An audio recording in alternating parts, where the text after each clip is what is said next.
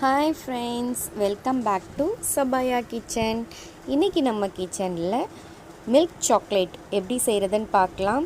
Just 5 minutesல குயிக்காக சூப்பராக பண்ணிடலாம். அதுக்கு முன்னாடி நம்ம சேனலை புதுசாக பார்க்குறீங்கன்னா சப்ஸ்கிரைப் பண்ணி பெல் பட்டனை கிளிக் பண்ணி ஆல் கொடுங்க. நான் போடுற புது டிஃப்ரெண்ட்டான வீடியோஸ் எல்லாம் வரும் உங்களுக்கு உடனே. இப்போ தேவையான பொருள் என்னென்னு பார்க்கலாம். பட்டர் வந்து நான் இன்றைக்கி 40 கிராம் எடுத்திருக்கேன். இதுவே எனக்கு எக்ஸ்ட்ரா தான் இருந்தது.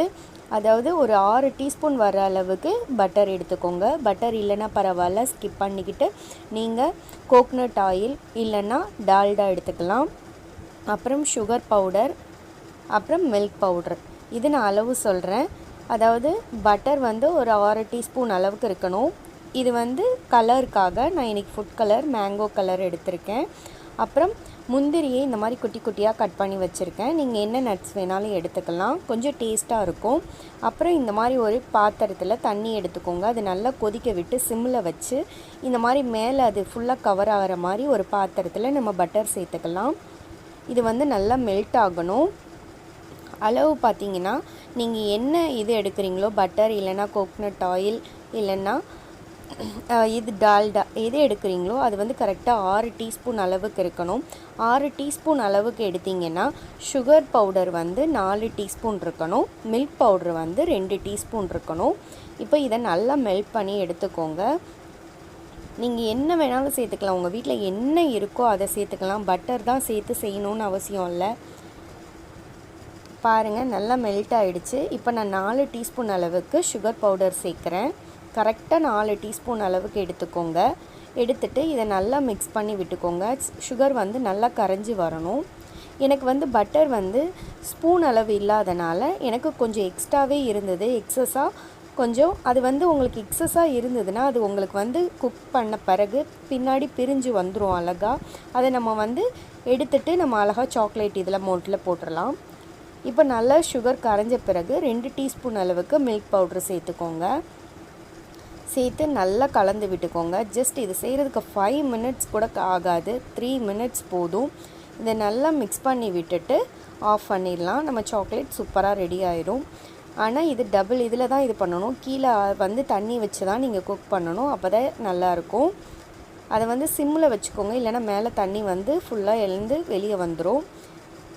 இப்போ லாஸ்ட்டாக ஃபைனலாக நம்ம என்ன நட்ஸ் எடுத்துருக்கீங்களோ அதையும் சேர்த்து மிக்ஸ் பண்ணிக்கோங்க.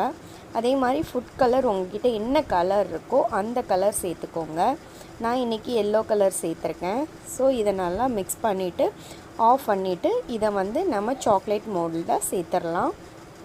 பாருங்கள், நல்லா எல்லாம் குக் ஆகிடுச்சு. இப்போ இந்த மாதிரி ஒரு சாக்லேட் மோல்டு எடுத்திருக்கேன். இதில் ஆயில் எதுவும் தடணும்னு அவசியம் இல்லை.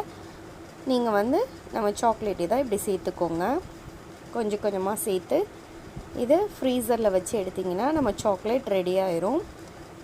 எக்ஸஸாக எனக்கு பட்டர் எக்ஸ்ட்ரா இருந்ததுன்னு நான் சொன்னேன் இல்லையா, அது வந்து எனக்கு நல்லா அப்படி பிரிஞ்சு வந்து இருந்தது பாருங்கள் சைடில். நீங்கள் அந்த ஆயில் இல்லாமல், அந்த பட்டர் இல்லாமல் நீங்கள் இப்படி எடுத்து ஊற்றிட்டிங்கன்னா உங்களுக்கு ஈஸியாக இருக்கும். இந்த மாதிரி எல்லா இதுலேயும் சேர்த்துக்கோங்க. சேர்த்து ஃப்ரீசரில் ஒரு 2 hours வச்சிங்கனாலே நம்ம சாக்லேட் சூப்பராக ரெடி ஆகிடும். இது மாதிரி பட்டர் இல்லாமல் எடுத்துக்கோங்க, இல்லைனா சாக்லேட் சாப்பிடும் போது உங்களுக்கு பட்டர் வந்து மேலே நிற்கிற மாதிரி இருக்கும். ஸோ அதனால் நான் சொன்ன அளவுக்கு இல்லைனா ஃபஸ்ட்டு நீங்கள் பட்டரை மெல்ட் பண்ணி எடுத்துட்டு 6 டீஸ்பூன் அளவுக்கு கூட நீங்கள் சேர்த்துக்கலாம்.